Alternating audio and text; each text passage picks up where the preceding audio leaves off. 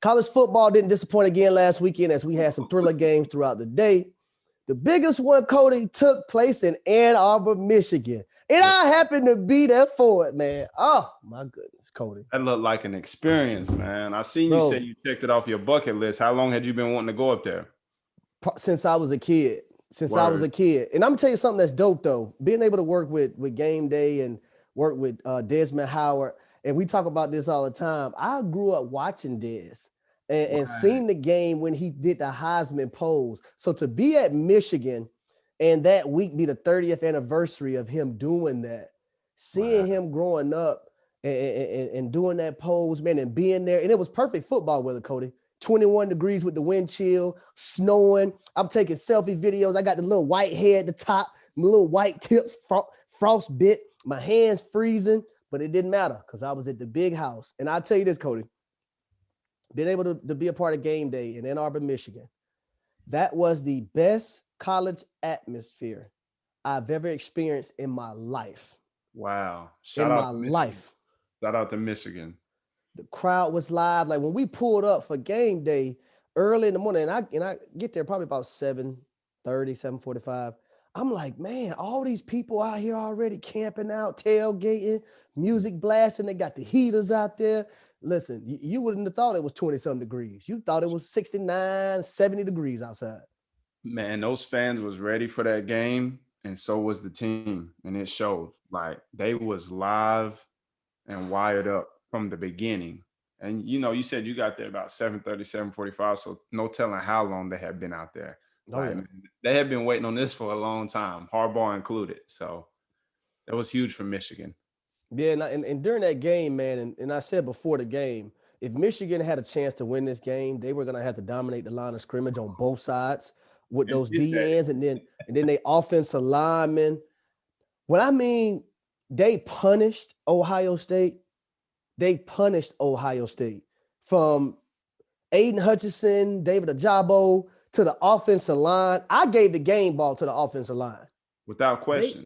They rushed for 297 yards and 6 touchdowns as a team. And Hassan Haskins, we thought Kenneth Walker, the third, had a Heisman game against Michigan. Well, Hassan Haskins, that joker had 28 carries, 169 yards, and 5 touchdowns.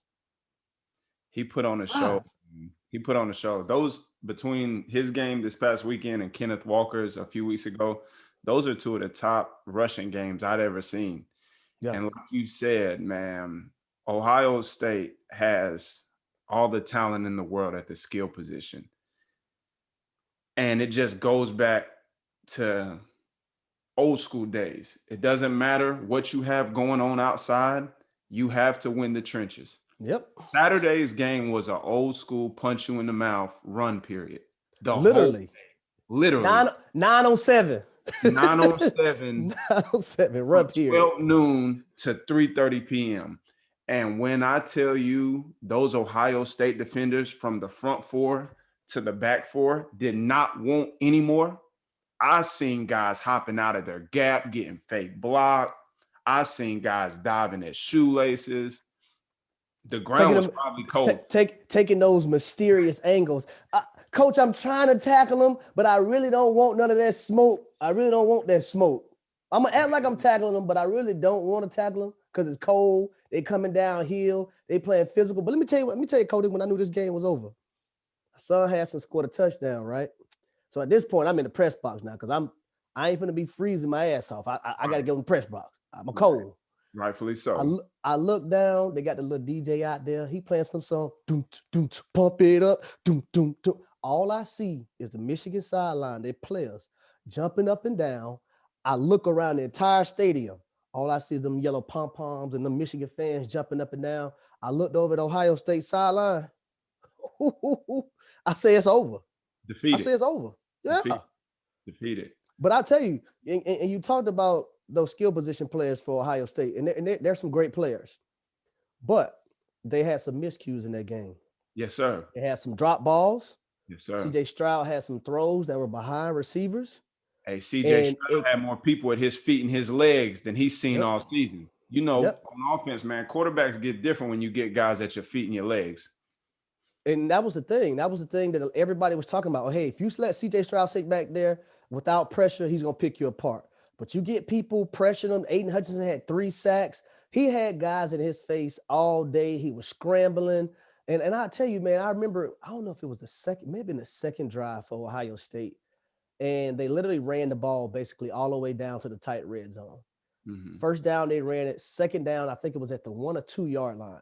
They decided to pass the ball. Granted, CJ Stroud threw the ball behind Olave. Granted, Olave is a premier wide receiver and still should have caught it. Why pass the ball right there? Why get cute? Why not run the ball? You ran it all the way down the football field. Why not let TreVor Henderson go ahead and take that thing in the end zone? Right. You see what I'm saying? And they only got 3 points on that drive. Right. There's no reason to be cute right there. Because I tell you, one thing Michigan did when they got that ball down inside that 5 yard line.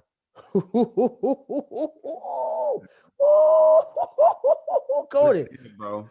they was gonna run that rock. Nothing about Michigan attack on offense or defense was cute. Nope. I seen a straight ass whooping, pardon my language. Not only with the offensive line, but man, I gotta give it up to 2 guys you shouted out weeks ago now, before Michigan was even like in this light. Hutchinson and Ajabo. They combined for 4 sacks. They dominated the game. They completely took the game over. They made everybody's job easier on that defense. And not only did Michigan's defense have 4 sacks, they had 8 tackles for loss. Those guys were in the backfield creating negative plays all game long. I don't think Ohio State has seen anything like that all year. Michigan was just on a different level, man. They was just on a different level. Coty, I got to give credit too. And I don't want to leave here without giving credit to that Michigan secondary, because before the game, DJ Turner, Daxton Hill, Vincent Gray, I was wondering were they going to be able to contain that wide receiver group. Those boys didn't have no easy catches now. No, sir. Every catch they had was contested. They were physical at the line of scrimmage with those wide receivers, and they weren't scared of them. They were not scared of them. They weren't scared of them. You got to give it up to those guys. And like you said, they have 3 premier guys, but they had to work all game long. Like some of those catches that those guys was making, I guarantee you the Michigan secondary coach was like, hell, I can live with it. Yep. I can live with it. But something else that stood out to me about Saturday's game, Michigan was the more disciplined team. Yes, they were. Ohio State continued. Way too many penalties. They continued to shoot themselves in the foot from the first quarter to the fourth quarter. And when you give up I'm going to just say it, 300, not even 297. I'm going to say 300. When you give up 300 yards on the ground, you're not beating anybody. It's that simple. Coty, we talking about the penalties. Coty, you know how many times the snap to the quarterback got mishandled? Was off, yeah. Like that alone. Yep. But hey, the better team won that day. Michigan was the better team. That place was crazy. And then after the game, man, it's snowing everywhere. They bum rushed the field. That scene, man, like when I checked off something off my bucket list, bro, it exceeded expectations. Like I was like, oh my goodness, like this is what I wanted it to be and more. Man, I watched it from start to finish, and I couldn't have predicted a better game. Now, obviously, I thought Ohio State was going to win, but the back and forth they had and the passion those young men played with, it was a beautiful thing to see. Shout out to Michigan, man, and shout out to Harbaugh, because I know he's been there, I think, 6 years. The monkey's off his back. The monkey's off his back, and if I'm not mistaken, I read something where they said he received like a pay cut because he wasn't able to beat Ohio State and he wasn't able to get to the Big Ten championship. So I think he answered a lot of the critics' calls, and hopefully they can continue to have success, because the way they played Saturday, man, they can compete with anybody in the country the way they played Saturday.